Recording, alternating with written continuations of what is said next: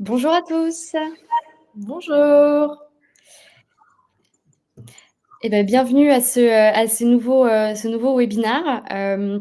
Je pense qu'on va pouvoir doucement, démarrer. Donc, aujourd'hui, comme vous le savez, c'est sur, le développement de sa stratégie, ABM, avec HubSpot. Donc on va pouvoir démarrer. On va commencer par se présenter. Enchantée, je suis Caroline Spacil, je suis Operation Manager, chez Markentive. Donc voilà, j'accompagne nos clients et les consultants sur la mise en place de leur stratégie CRM, Marketing Automation et Customer Success. Et je suis aujourd'hui accompagnée de Morgane. Morgane, je te laisse te présenter. Yes. Du coup, enchantée. Moi, c'est Morgane Poulet. Je suis consultante Growth chez Markentive maintenant depuis un peu plus d'un an et du coup plutôt dans l'équipe Growth Marketing où on accompagne les entreprises dans leur stratégie Growth sur l'ensemble du tunnel d'acquisition. Donc, on fait de l'acquisition, de l'activation, de la rétention, etc. Et on travaille sur pas mal de stratégies d'ABM avec nos clients sur HubSpot notamment. Yes. Pour ceux qui ne nous connaîtraient pas encore, Markentive, ça fait un petit peu plus de 10 ans maintenant qu'on existe. On est une cinquantaine de consultants. Donc, à la fois des consultants grosses comme Morgane, des consultants RevOps comme les personnes que je peux suivre, et également des développeurs front, back, UX designer. Donc voilà, un panel de consultants experts pour pouvoir accompagner maintenant un peu plus de 400 clients qu'on accompagne. On les accompagne sur une méthodologie qui s'appelle l'approche rebelle. C'est une approche qui a été développée par Markentive. L'approche rebelle, tout simplement, c'est qu'on essaie d'accompagner nos clients sur vraiment toute la chaîne de valeur, du marketing au customer success, pour que il y ait une expérience client qui soit unifiée et qui soit plus performante. Et donc, il y a différents piliers dans cette approche rebelle. La première, qui est la partie Resolve, c'est vraiment la détection des problématiques des entreprises. Donc, généralement, ça va se faire à travers différents audits. Et on va pouvoir proposer des solutions pour justement répondre à ces problématiques. Le deuxième pilier, qui est le pilier Build. Donc, une fois que l'entreprise connaît bien ses problématiques, c'est la mise en place de stratégies, donc que ce soit des stratégies marketing, sales, service client, acquisition. Voilà, on a toute cette partie de vraiment mise en place de stratégie. La partie ensuite, le pilier execute, qui est vraiment l'accompagnement de nos clients sur vraiment un soutien au quotidien, où on va les aider sur leurs actions sales, leurs actions marketing, customer success, encore une fois, la partie grosse, où on va vraiment être là en soutien pour soutenir les process, faire de l'optimisation continue, du reporting, voilà, avec un suivi assez régulier des actions de nos clients. Et ensuite, le dernier pilier, qui est le pilier Learn, qui est une partie vraiment de formation. On a à cœur chez Markentive de rendre nos clients les plus autonomes possibles sur les outils qu'ils utilisent. L'idée, c'est on ne veut pas garder toute l'expertise de notre côté. C'est que nos clients puissent vraiment utiliser les outils au maximum. Et donc, on les forme, donc que ce soit sur HubSpot avec la partie marketing, sales, CMS et des formations sur mesure en fonction de leurs besoins. Avec l'accompagnement donc de ces plus de 400 clients, on a atteint le niveau de partenaire élite. Donc, c'est le niveau de partenaire le plus élevé chez HubSpot. Ce qui nous permet tout simplement d'avoir déjà une reconnaissance de la part d'HubSpot, et donc accès potentiellement parfois à des bêtas privés qu'on peut débloquer pour nos clients. On a ces informations-là en amont sur les éléments les nouveautés qui vont sortir sur HubSpot. Et comme ça, avec les problématiques de nos clients, on arrive à faire le parallèle et leur proposer des nouveautés qui sont impactantes chez eux. On va bientôt terminer sur la partie Markentive. Je vous rassure, on va passer sur la partie ABM très très vite. Voilà, juste un petit panel de certains de nos clients qu'on a pu accompagner. Donc, vous le voyez, industries très différentes, très variées, des tailles d'entreprises aussi très différentes. Voilà, le point commun entre toutes ces entreprises, c'est que bah, on les accompagnait parce qu'ils avaient des enjeux de croissance d'optimisation de leur base de données. Donc voilà, on va pouvoir passer. On passe au sujet d'aujourd'hui que vous attendiez. Donc aujourd'hui, on va démarrer donc sur vraiment comprendre les fondamentaux de l'ABM, notamment qu'est-ce que l'ABM. Important sur un sujet, sur un webinaire sur ce genre de sujet. Ensuite, on va passer sur les étapes essentielles pour mettre en place la stratégie ABM. Ensuite, on fera vraiment un focus dans HubSpot pour que vous puissiez voir comment ça se passe pour optimiser sa stratégie dans l'outil HubSpot et ensuite comment adopter une approche ABM dans ses campagnes marketing. Et ensuite, selon le temps qu'on aura, on pourra faire une petite session de questions-réponses. N'hésitez pas à mettre vos questions dans le chat et on se fera un plaisir soit d'y répondre pendant le webinaire si on a le temps et si on les voit bien. Et sinon, on se fera un plaisir d'y répondre suite au webinaire. C'est parti pour la première partie sur comprendre les fondamentaux de l'ABM. Donc, pour bien comprendre qu'est-ce que l'ABM, donc c'est une approche stratégique qui a pour objectif de faire des focus sur des comptes identifiés, donc des comptes à forte valeur, plutôt que de cibler n'importe quelle entreprise. Donc, on va vraiment choisir des comptes tout simplement pour avoir déjà donc une approche qui est beaucoup plus personnalisée. Donc, tous les échanges, que ce soit marketing, mais aussi commerciaux, vont être très personnalisés par rapport aux comptes qui vont être ciblés. Un objectif qui est important en ABM, c'est la collaboration. Forcément, je vous le disais, on veut personnaliser les approches marketing et sales. Donc, forcément, ça demande un alignement important entre les deux équipes pour savoir, voilà, quels sont les comptes clés et comment on va les toucher et échanger avec eux. Également, le fait de développer des relations qui sont durables avec ces comptes clés, c'est bien de les attirer, de les travailler de manière personnalisée, mais c'est surtout de se dire qu'ensuite, il faut les garder. Ça va diminuer donc forcément les coûts d'acquisition. On va vraiment maximiser le retour sur investissement. On se met à fond sur les comptes identifiés, on les travaille de manière personnalisée, de manière alignée, pour pouvoir les suivre.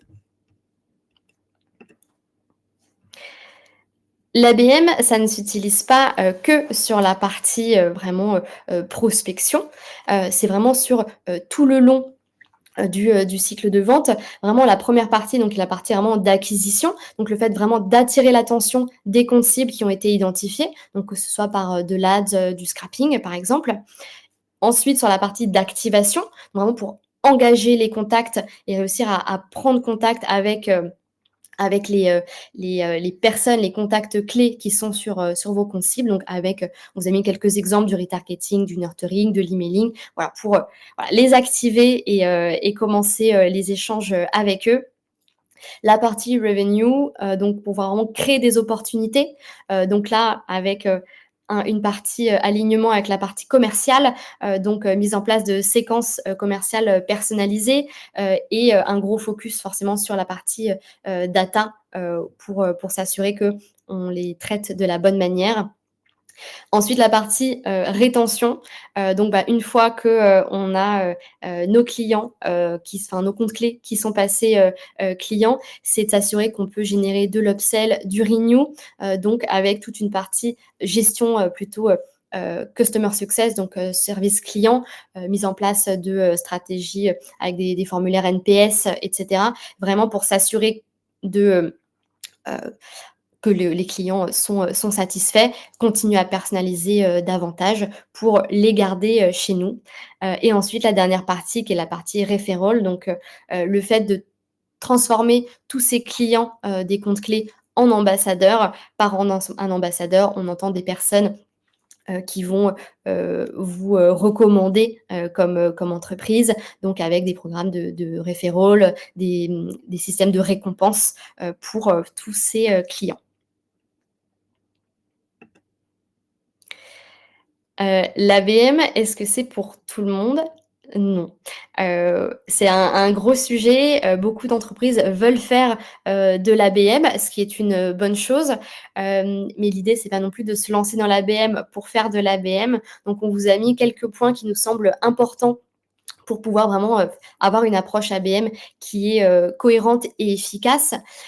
Généralement, c'est surtout pour les entreprises, avec une cible B2B, hem avec, justement un besoin de compte stratégique avec, des entreprises que vous allez pouvoir, cibler, avec un nombre justement de comptes cibles qui va être conséquent. L'idée, c'est pas d'avoir, 2-3 comptes cibles, mais vraiment d'en avoir, un volume qui est important pour pouvoir aussi faire un peu de volume pour que, in fine, vous ayez un nombre de clients, qui est important.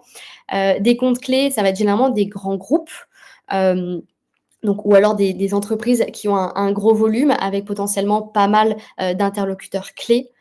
Également des cycles de vente qui vont être assez longs, ou complexes, où là, ça va être intéressant vraiment de pouvoir faire, de l'ABM et d'avoir une bonne approche. On va aller travailler sur le long terme et également sur les marchés de niche avec un nombre limité, de clients, potentiels. Voilà, donc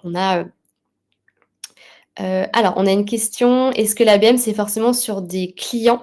Alors, c'est pas forcément que sur les clients. On peut vraiment partir vraiment sur la partie même, prospect, et on va en parler, justement, juste après. Morgane va pouvoir vous partager ça. Mais c'est pas uniquement le suivi des clients, mais il y a également une travail vraiment de la partie prospection, d'où le fait qu'il y a un besoin d'alignement entre le marketing, et les commerciaux. Alors, du coup, maintenant qu'on connaît un peu les fondamentaux de l'ABM, on va aller regarder les étapes qui sont essentielles pour mettre en place une stratégie ABM, du moins au début. Donc, la première étape, ça va être, comme on le répète un peu depuis le début, de définir les acteurs clés du projet. Donc, tout en impliquant les équipes marketing et sales, car elles vont vraiment avoir toutes les deux un rôle qui va être important dans cette approche d'ABM. L'objectif d'impliquer ces équipes marketing et sales, ça va être d'avoir une vision commune des comptes stratégiques avec leurs objectifs, leurs particularités. Ça va également avoir pour objectif d'adopter un discours qui est cohérent avec des contenus et des messages qui vont être adaptés pour chaque compte cible et personnalisés. Et également de favoriser une communication qui va être plus fluide pour détecter les opportunités et favoriser une meilleure réactivité, que ce soit du côté commercial ou du côté marketing. Ça va également permettre d'évaluer plus facilement les performances à chaque étape du tunnel d'acquisition avec des feedbacks réguliers sur les leads qui viennent du marketing, est-ce qu'ils sont qualitatifs, qu'est-ce que ça donne après. Et tout ça, globalement, ça va permettre d'optimiser le cycle de vente, d'éliminer les points de friction et d'accélérer la conversion des prospects. Ensuite, seconde étape pour mettre en place une stratégie ABM, donc ça va être de définir ses comptes cibles. Donc pour ça, il va falloir définir différents critères pour évaluer le potentiel des comptes cibles, que ce soit sur vos clients déjà existants, les prospects déjà existants ou des nouveaux prospects que vous allez aller chercher. Donc en tant que critère, on peut citer la taille. Peut-être que votre solution, elle est plutôt adaptée à des entreprises d'une taille spécifique. Ensuite, la zone géographique également. Est-ce que certains marchés peuvent offrir des opportunités plus intéressantes que d'autres ? On a le secteur d'activité également. Est-ce qu'il y a des secteurs qui sont plus propices à investir dans votre solution ? La capacité à investir également pour cibler uniquement des personnes qui ont suffisamment de chiffre d'affaires pour investir dans votre produit. Ensuite, on va avoir également l'historique des échanges. Donc ça va être pertinent pour ajuster son approche en fonction des expériences passées. Est-ce que il y a des entreprises, quelles sont les entreprises avec qui vous avez eu des opportunités? Est-ce qu'elles ont des choses en commun? Et enfin, tout ce qui va être recommandations secteur. Est-ce que vous avez certains secteurs où votre solution a eu du succès, ce qui vous permettra en fait de cibler des comptes similaires et d'avoir déjà des ressources pour mettre en avant votre solution et son efficacité. Et plutôt ça, pour les clients existants, ça va être d'évaluer le potentiel d'upsell, cross-sell sur les clients qui sont déjà existants pour savoir en fait s'il y a encore des opportunités à générer. Ensuite, l'étape suivante, ça va être de créer ou mettre à jour ses buyer persona et son buyer journée. Donc, pourquoi? Ça va vous permettre en fait de dresser un aperçu des attentes et des profils de vos cibles, donc à qui vous allez vous adresser et comment est-ce que vous allez vous adresser à eux. Donc, vous allez pouvoir identifier les challenges de vos interlocuteurs, les freins, leurs intérêts, leurs sources d'informations favorites. Après, sur le buyer de journée, ça va plutôt être comment est-ce que vous allez les adresser, avec quel type de contenu et quelles sont les différentes étapes et les besoins en information à chaque phase de l'entonnoir de conversion. Donc, sur la partie plutôt awareness, on va être sur des besoins en information qui vont être assez larges, et dans la décision, on va présenter de plus en plus des contenus sur votre produit et votre solution. Ensuite, donc une fois qu'on a défini ces personas et identifié les critères pour vos comptes cibles, ça va être essentiel de construire une base de données si vous n'en avez pas déjà et que vous partez de zéro.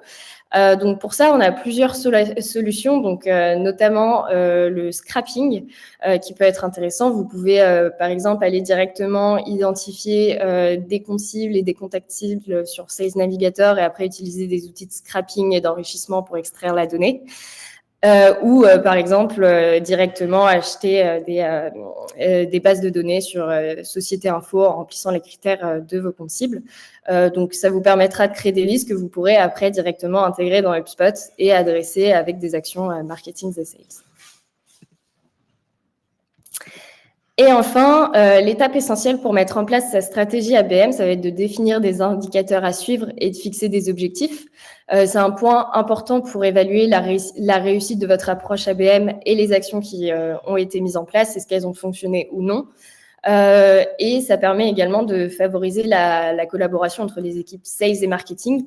N'hésitez pas surtout à fixer des objectifs qui sont communs et transparents aux yeux des deux équipes pour favoriser justement cette collaboration. Et en termes d'objectifs et d'indicateurs qu'on peut suivre, on peut avoir du coup des indicateurs sur l'acquisition, par exemple le nombre de sessions des comptes cibles, le nombre d'impressions et d'engagements sur, par exemple, vos publicités sur vos comptes cibles, le nombre de nouveaux contacts créés. Ensuite, en termes d'activation, ça va être plutôt tout ce qui est emailing, taux d'ouverture, clic sur les emails ou encore taux de transformation en lead vers MQL. Et après, plutôt une partie indicateurs commerciaux, donc le nombre de rendez-vous pris et le nombre d'opportunités ou de nouveaux clients fidélisés pour un aperçu un peu plus business. Et maintenant, on va passer à l'étape dans HubSpot pour gérer ses comptes cibles et optimiser sa stratégie ABM. Exactement, merci Morgane. Donc c'est parti. Il y a différentes étapes pour gérer ces comptes cibles vraiment dans l'outil HubSpot. Bien sûr, gardez en tête aussi toute la méthodologie que Morgane vient de vous partager. 5 grands piliers pour pouvoir gérer les comptes cibles dans HubSpot.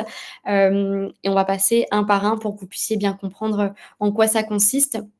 Donc, on a le premier niveau, c'est de définir les niveaux de profil de client idéal. Donc en fait, c'est, on appelle ça aussi le tiering des comptes. Donc c'est de se mettre un niveau de priorité, 1, 2, 3, en fonction de différents critères, de se dire: «OK, quels sont les comptes qui vont être hautement prioritaires, sur lesquels on va faire un focus particulier, ceux qui le sont moyennement et ceux qui le sont faiblement». Et donc ensuite, en fonction de votre stratégie, de se dire: est-ce que certains sales ne vont traiter que les comptes de niveau 1, d'autres vont être en charge des niveaux 2, d'autres des niveaux 3, ou est-ce que le niveau 3 est mis de côté? Donc là, c'est vraiment à vous, justement, dans ces discussions marketing et sales, en fonction de vos priorités et du volume aussi d'entreprise, de voir quelle est la meilleure méthodologie pour vous. Donc, dans HubSpot, de manière de pouvoir définir les niveaux de profil de client idéal, on va avoir vraiment la modification manuelle, donc que ce soit fiche par fiche ou en modification massive sur une propriété d'entreprise qui s'appelle niveau de profil de client idéal. Donc directement, vous pourrez aller modifier cette propriété-là. Vous la retrouverez directement sur l'ensemble des fiches entreprises à partir du moment où vous êtes allé sur la partie compte cible d'HubSpot et donc que la partie compte cible a été activée. Et également, une deuxième manière de pouvoir définir ces différents niveaux, c'est de le faire via workflow, donc via automatisation. Donc dans HubSpot, vous avez tout à fait la possibilité de créer un workflow. Donc en critères, vous allez pouvoir mettre tout simplement dès qu'il y a une nouvelle entreprise qui a été créée et en fonction des différentes informations, de pouvoir définir différents niveaux. Donc en fonction de votre stratégie et justement des échanges que les commerciaux auront eu avec le marketing, c'est de se dire, OK, est-ce que le niveau 1, c'est en fonction justement, comme disait Morgane tout à l'heure, de la taille de l'entreprise ou de l'industrie. Alors là, vous voyez, c'est un peu en petit, mais dans l'exemple que je vous ai mis, c'était en fonction du secteur d'activité. Et donc ici, directement, c'est de se dire, en fonction du secteur d'activité, l'entreprise va être ou non priorisée. Alors là, ça reste une matrice assez simpliste. Forcément, on va rajouter d'autres critères pour complexifier un peu tout ça. Donc, pas mettre que du secteur d'activité, mais rajouter du volume.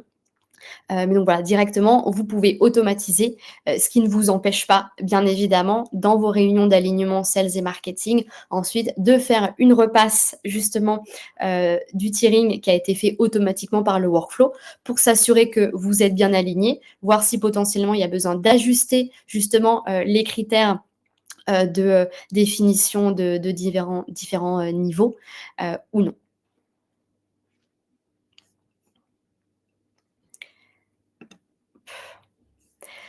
Une fois que vous avez défini les différents niveaux pour vos comptes, il va falloir taguer l'ensemble de vos entreprises comme compte cible. Donc le fait de mettre un tiering ne suffit pas pour que les comptes, les entreprises apparaissent dans l'espace compte cible d'HubSpot. Il faut que la propriété compte cible soit mise en vrai. Vous avez vrai ou faux, ou alors ça peut être vide. Donc pareil, c'est une propriété native d'entreprise dès que vous avez activé la partie compte cible dans HubSpot. Donc différentes manières, un peu comme la partie tiering, vous allez pouvoir le faire manuellement directement dans les fiches ou de manière massive. Également, dans l'espace d'ABM, vous allez pouvoir choisir les comptes cibles. C'est en haut à droite de votre écran, vous avez le CTA en haut à droite qui a été pris en screen que vous pouvez utiliser pour justement sélectionner les différents comptes et également automatiquement via workflow. Généralement, on trouve que ça fait un petit peu de redite, vu qu'il y a déjà eu un travail sur la catégorisation et la définition des niveaux des différentes entreprises. Le fait de rajouter une couche et de devoir mettre que c'est un compte cible, ça peut être un petit peu contraignant.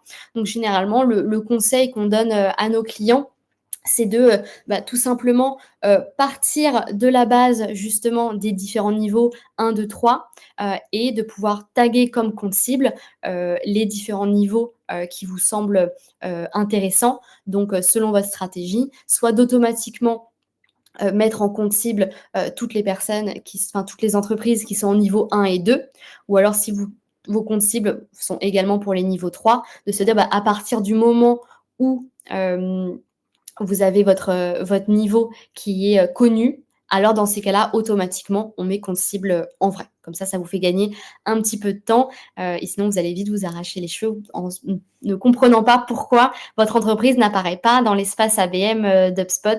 C'est certainement parce qu'il n'est pas tagué comme compte cible, tout simplement.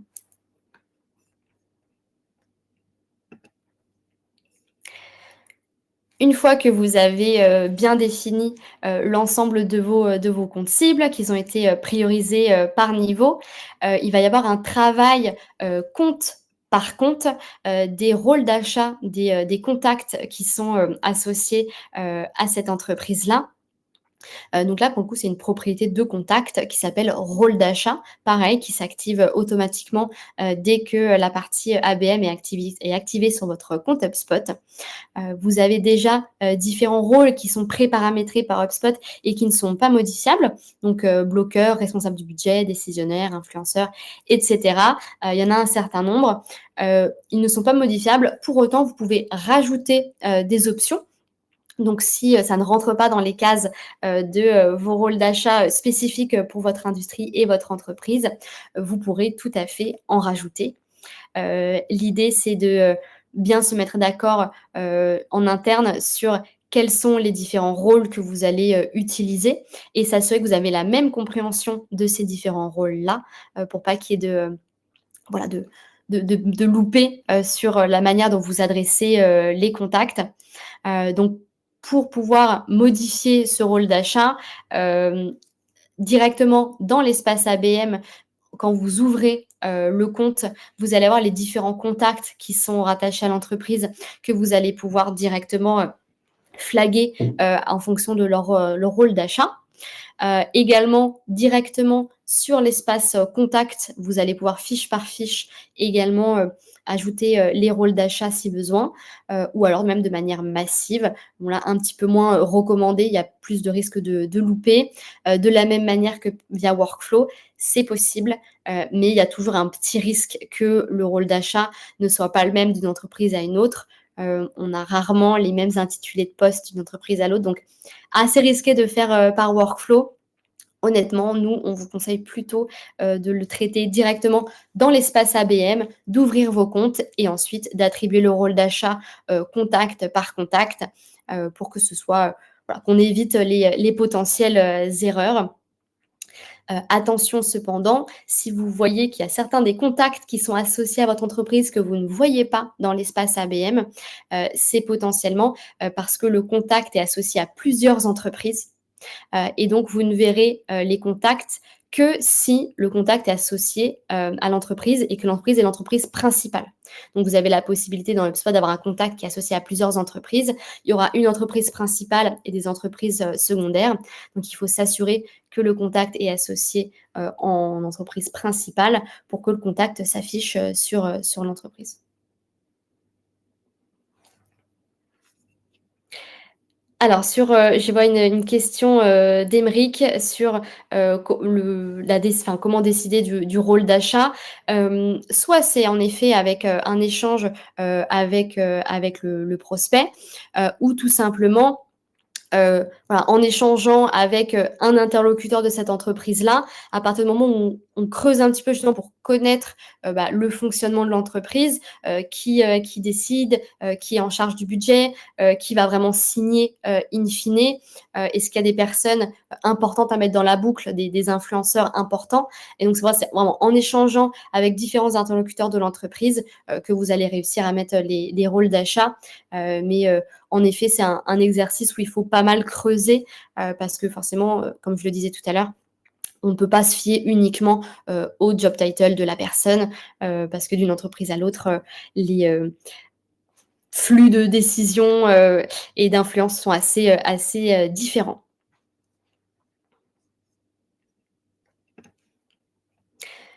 Une fois que donc vous avez flagué les différents niveaux de compte cible, les comptes cibles sont bien tagués comme comptes cibles. Vous avez les différents rôles d'achat pour les contacts qui sont associés à vos comptes cibles.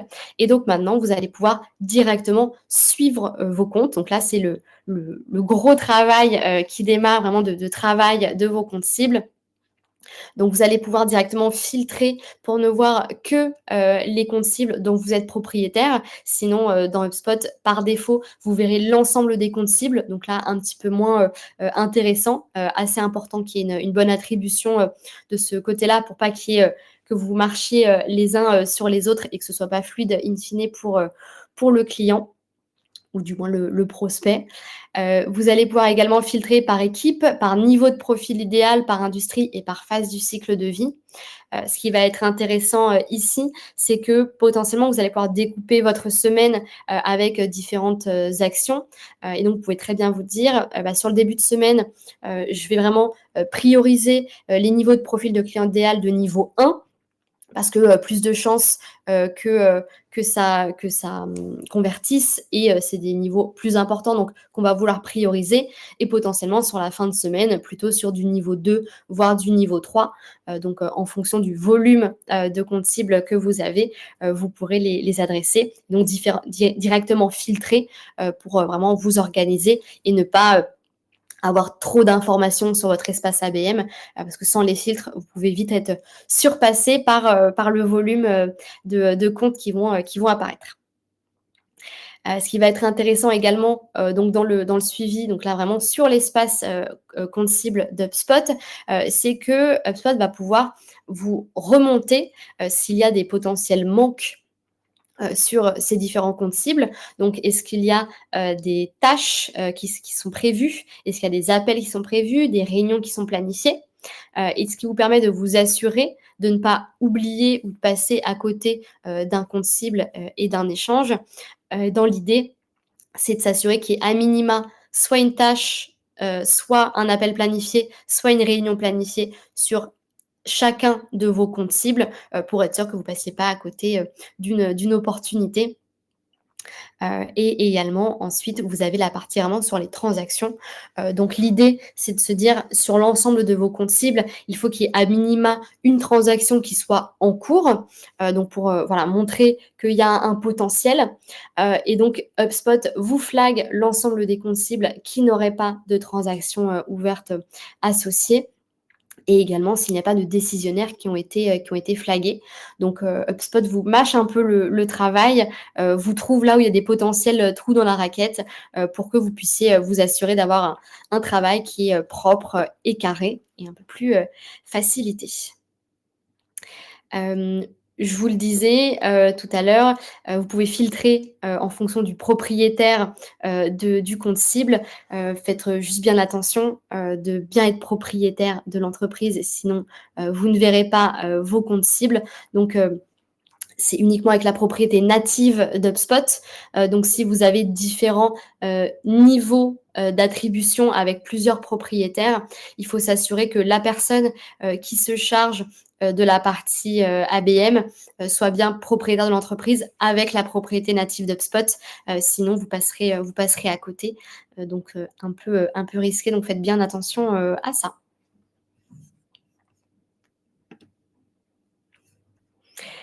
On parlait des différents niveaux de profil. Il y a un cas entre guillemets particulier, mais qui n'est pas tant que ça au final. C'est dans le cas où on aurait des groupes avec différentes filiales.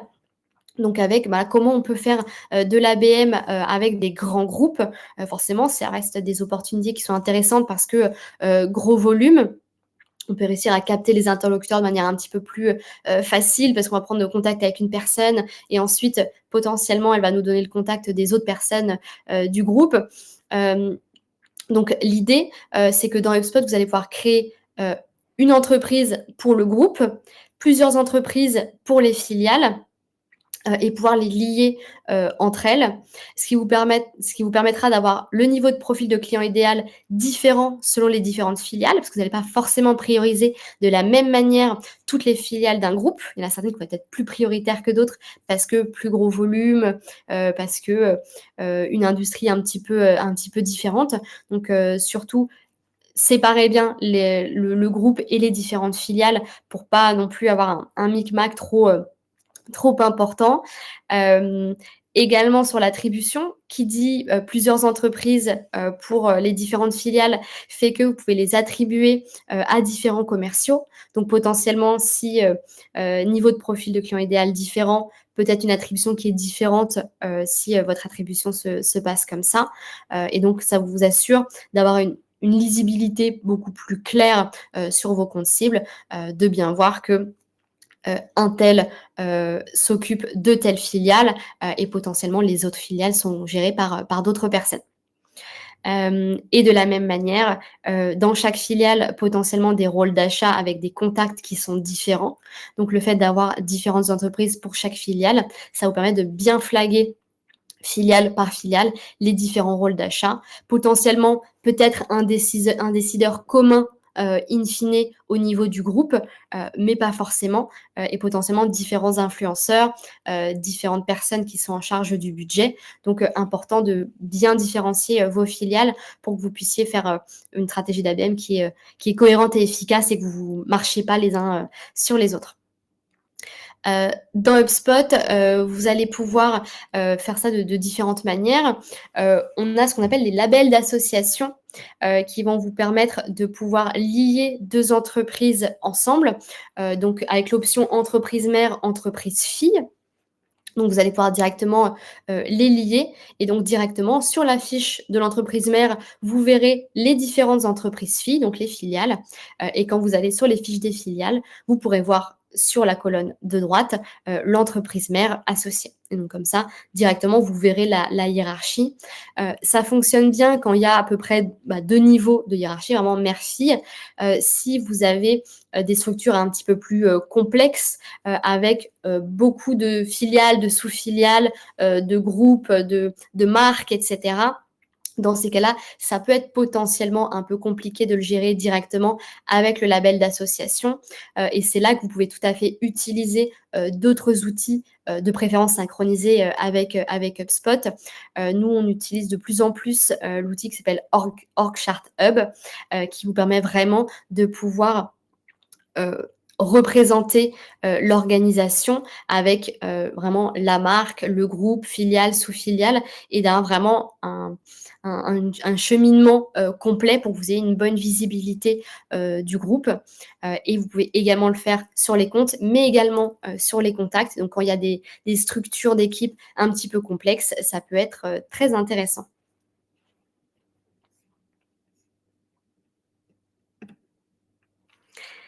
Et pour terminer, qui dit ABM, c'est bien. Faut-il encore pouvoir bien le suivre et faire du reporting pour s'assurer que ça fonctionne. Donc, vous allez pouvoir construire des tableaux de bord dans HubSpot pour suivre vos comptes cibles. Vous verrez, il y a différents tableaux de bord qui sont pré-paramétrés par HubSpot, donc assez pratiques. Généralement, on les utilise en base. Vous pouvez sélectionner les rapports qui vous plaisent et enlever ceux qui ne vous plaisent pas. Et ensuite, rajouter les informations qui vous semblent manquantes et rajouter les spécificités de votre entreprise. Voilà, donc prenez la base d'HubSpot et ensuite rajoutez pour avoir ce qui vous correspond au mieux. Alors, maintenant, on va voir comment adopter une approche ABM dans ses campagnes marketing. Maintenant qu'on sait comment visualiser ses comptes cibles et les cartographier dans HubSpot. Donc, première étape, ça va être de choisir ses canaux de diffusion, avec certains qui vont être plus propices que d'autres. Donc, pour ça, on va tout d'abord établir un plan d'action. Donc, une approche ABM, il faut savoir qu'elle est efficace quand elle repose sur des actions qui sont adapté en fonction du niveau de priorité avec un niveau de personnalisation qui est ajusté. Donc, on a 3 approches différentes qu'on recommande.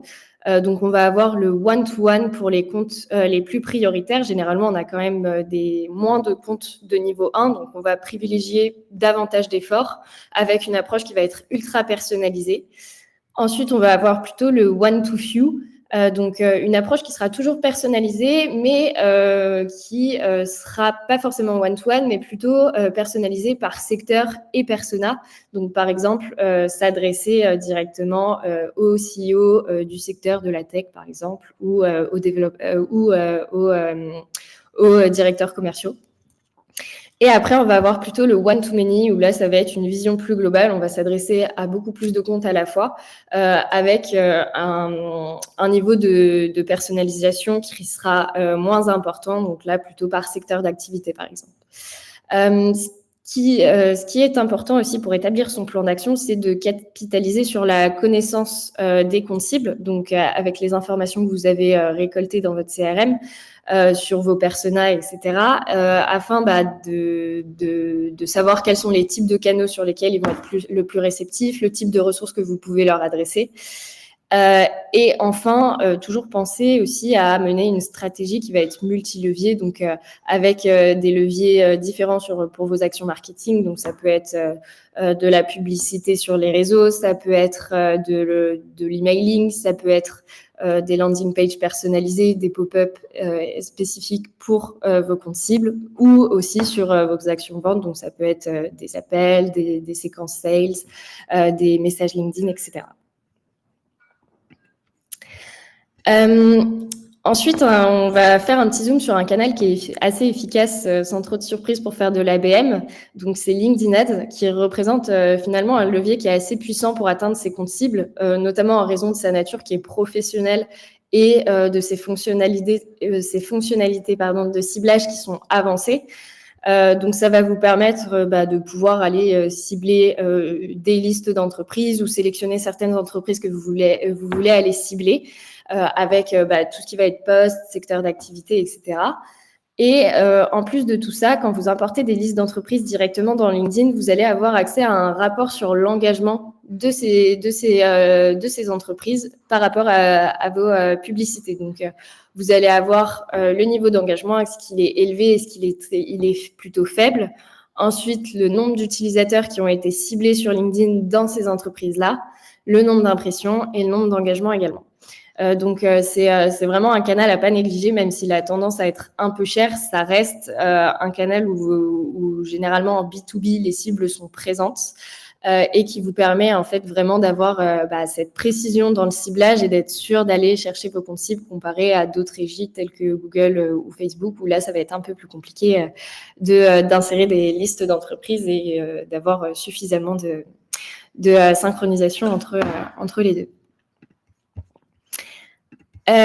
Ensuite, un autre levier qui est pertinent, on l'a un peu évoqué déjà tout à l'heure, donc c'est plutôt une approche outbound, donc avec notamment du scrapping. Donc, une fois que vous avez scrappé et enrichi vos contacts, donc avec des outils type Phantom Buster, Drop Contact, vous pouvez en fait directement envoyer des scénarios de cold emailing personnalisés grâce par exemple à HubSpot Sales si vous avez le HubSales ou Lemlist.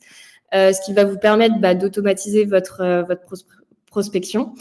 Donc, ça va vous permettre d'avoir une approche one-to-one, de personnaliser en fonction de l'entreprise, du prénom, etc., avec une approche qui est plutôt commerciale et qui vous permettra de minimiser un peu les coûts d'acquisition et de maximiser les interactions, puisque ça va être quand même moins cher que de la publicité. Comment est-ce qu'on scrape des contacts? Du coup, pour scraper des contacts, comme on l'a dit tout à l'heure, on va aller sur Sales Navigator, on va aller mettre ces critères de filtrage. Donc, ça peut être des tailles d'entreprise, des noms d'entreprise, des postes. Vous avez des outils qui sont prévus à cet effet. Donc là, on a mis en exemple Phantom Buster et vous pouvez aller directement en fait récupérer toute cette liste de contacts pour l'extraire en CSV et après du coup l'enrichir avec des outils d'enrichissement pour vérifier la donnée, être sûr que ce sont les bons emails, etc. Et aussi, quand on scrape, ne pas hésiter à vérifier les emails avec d'autres outils aussi de type Bouncer pour vérifier les hard bounce et pas se retrouver avec des taux de délivrabilité assez faibles. Donc voilà pour l'outreach. Et enfin, un autre canal qui est pertinent dans la BLM, ça va être l'email marketing. Donc l'email marketing, une fois que vous avez vos contacts en base, c'est un bon moyen de garder le lien avec vos comptes cibles. Ça vous permet de rester dans la tête de vos prospects et de construire des relations durables tout en étant en parallèle des actions commerciales. Donc, ça peut être un canal, un levier d'activation sur le long terme. Ça vous permet aussi d'accroître la visibilité de vos contenus, de vos produits, de vos services pour générer aussi des opportunités de cross-sell, upsell.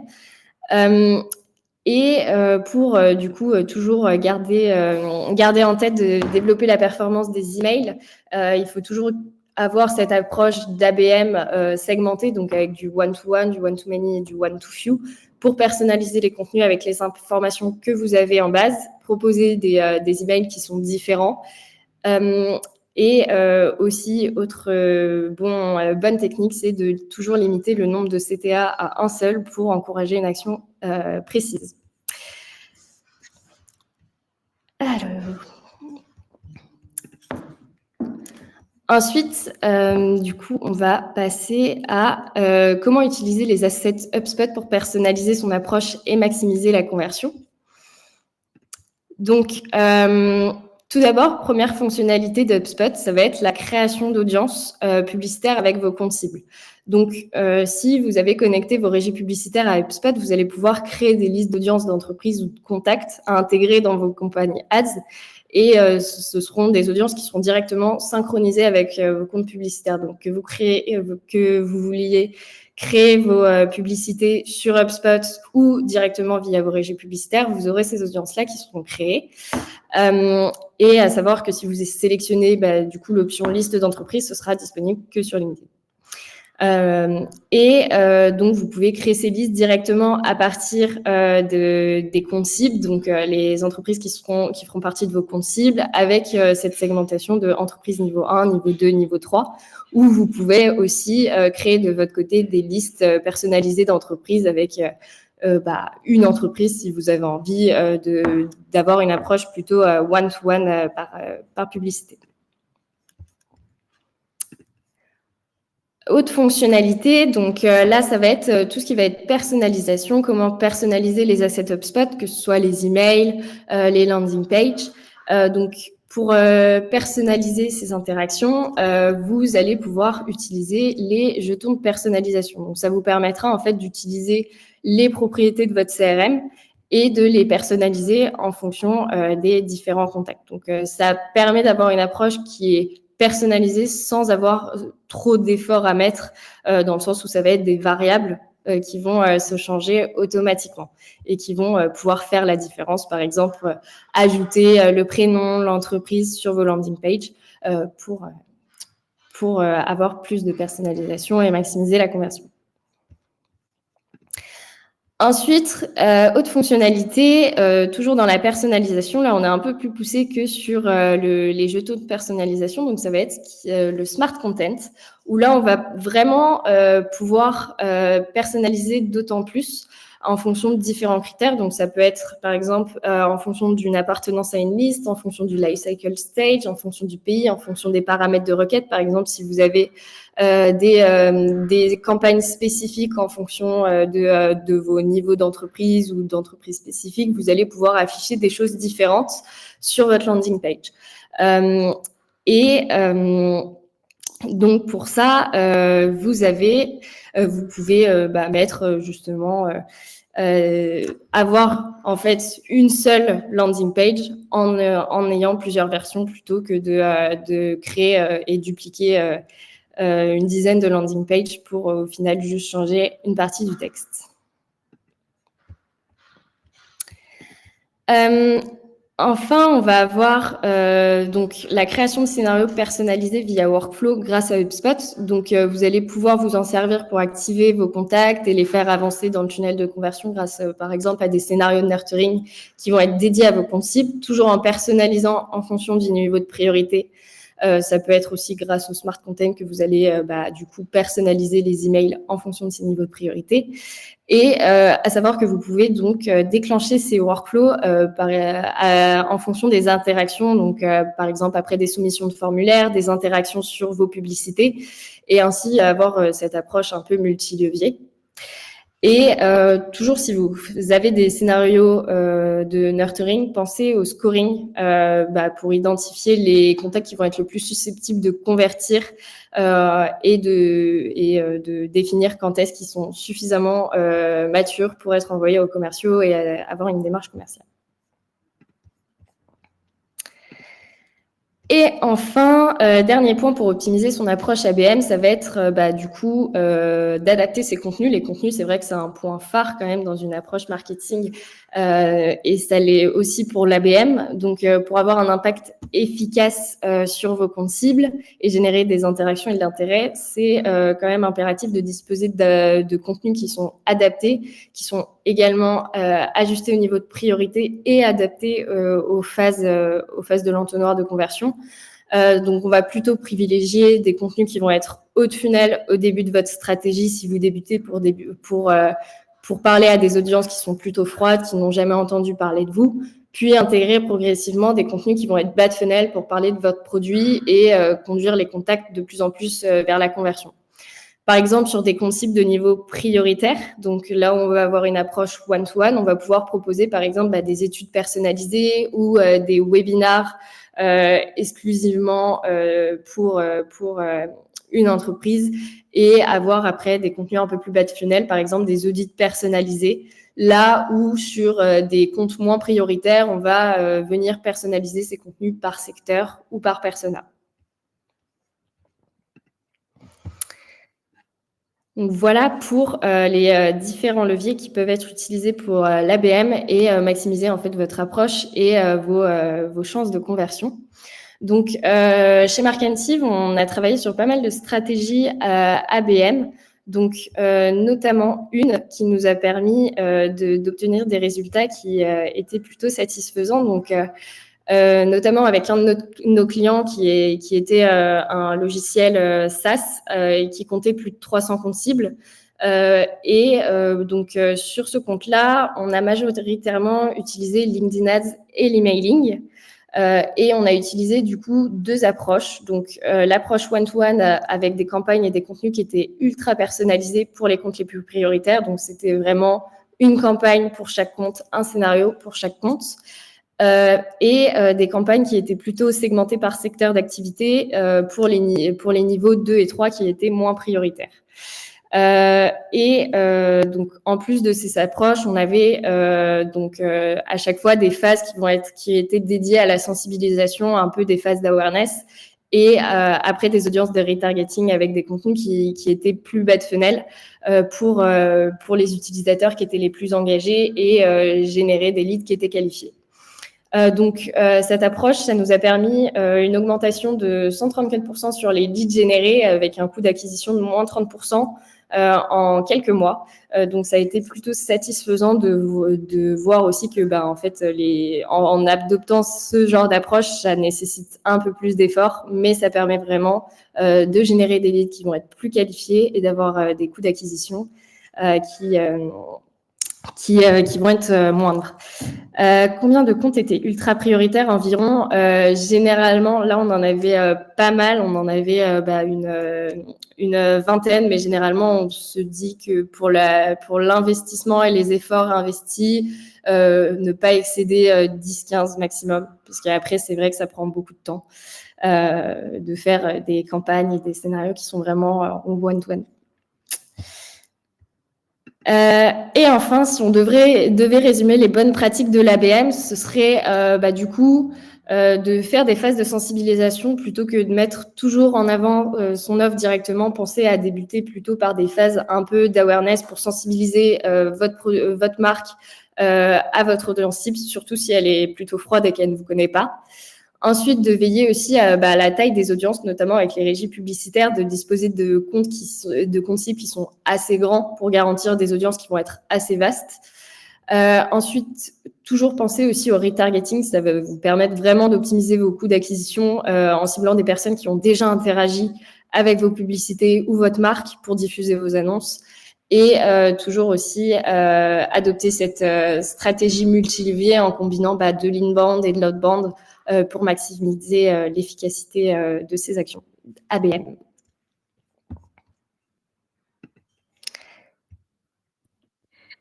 On arrive au bout de notre webinaire. Donc, on va vous partager d'ici quelques jours le replay du webinaire avec le support. Comme ça, vous pourrez récolter ça et même potentiellement le partager en interne si vous le souhaitez. On vous a mis quelques contenus qui nous paraissaient intéressants. Un webinaire qui a été effectué il y a quelques semaines par nos collègues sur le best-of des actions grosses à mettre en place. Donc, si vous avez des gros sujets d'acquisition, foncez sur ce webinaire-là. Il était top. Également, on vous a mis un lien vers notre offre d'accompagnement. Donc, typiquement, si les sujets d'ABM, c'est quelque chose que vous voulez mettre en place, mais que vous ne vous sentez pas forcément prêt à le mettre en place seul, on peut tout à fait vous accompagner. Donc, vous pouvez tout à fait nous contacter et on se fera un plaisir de pouvoir échanger ensemble pour voir dans quelle mesure on peut vous accompagner et également une petite checklist d'audit HubSpot. Donc, si vous utilisez HubSpot depuis plusieurs mois, plusieurs années, potentiellement peut-être avec un peu de bazar qui s'est accumulé. Donc, si vous voulez faire un petit check de l'état de votre instance HubSpot, on a une petite checklist à dispo pour vous. On va répondre à quelques questions. Il nous reste quelques minutes. On en a répondu un peu au fil de l'eau, mais on est certaines qu'on a sauté. Désolée, on a là un gros volume de questions, donc je suis pas sûre qu'on puisse répondre à tout, mais n'hésitez pas après à venir en privé nous parler sur LinkedIn ou par email. On se fera un plaisir d'échanger avec vous. Définissez-vous un scoring spécifique ABM. Alors, il est possible de créer un scoring spécifique à l'ABM, mais pas forcément nécessaire. Dans le sens où si jamais vous avez déjà un scoring qui est mis en place, normalement, ce scoring-là, il doit avoir des critères qui correspondent de toute façon à la stratégie globale, donc un scoring qui a été en accord avec les sales et le marketing. Et donc, potentiellement, si vous voulez vraiment avoir des alertes si des comptes cibles atteignent un certain score, et ben vous pouvez tout à fait faire un workflow là spécifique avec comme critère la personne est de niveau 1 par exemple, enfin une entreprise associée de niveau 1 et a atteint un certain score, et dans ces cas-là, vous pouvez lancer des actions. Donc, soit vous pourrez vraiment faire un scoring spécifique ABM, mais dans ces cas-là, il faut bien s'assurer que le compte soit bien tagué comme compte cible, ou alors vous gardez vraiment votre scoring global, mais évidemment qui a été construit avec l'équipe sales et marketing. Et dans ces cas-là, c'est vraiment via workflow où vous pouvez mettre des automatisations d'alertes internes, de notifications, mail ou notifications dans l'outil.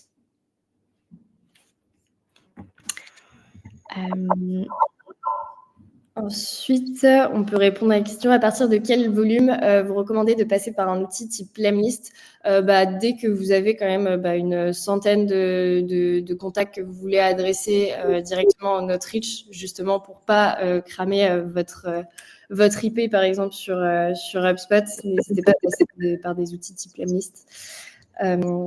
Voilà, ou adopter un IP qui va être différent, justement spécifique à l'outreach. On a une petite question sur le scrapping et le RGPD. Il faut savoir que c'est des outils où justement qui ont été bien sous le radar de la CNIL. Il ne faut pas s'en inquiéter. Ça reste des bases qu'on peut utiliser. Il faut juste faire bien attention justement au choix des outils que vous utilisez, de s'assurer justement que de leur côté, ils sont bien compliant RGPD, mais dans les outils que vous a cité Morgane, il ne devrait pas y avoir de soucis. Alors, on a une question de Sarah qui est en anglais. On va switcher très rapidement. Sarah, if you want to take contact with us, you can directly contact us on our website, and we'll talk to you with pleasure to talk more about ABM and maybe to have more information in English, because this webinar was all in French. Voilà. Et ben on va pouvoir arrêter pour aujourd'hui. On va vous laisser aller déjeuner. Un grand merci à tous pour votre attention et pour vos différentes questions. C'était un plaisir aujourd'hui de pouvoir vous parler d'ABM avec Morgane. Merci beaucoup. Bonne journée.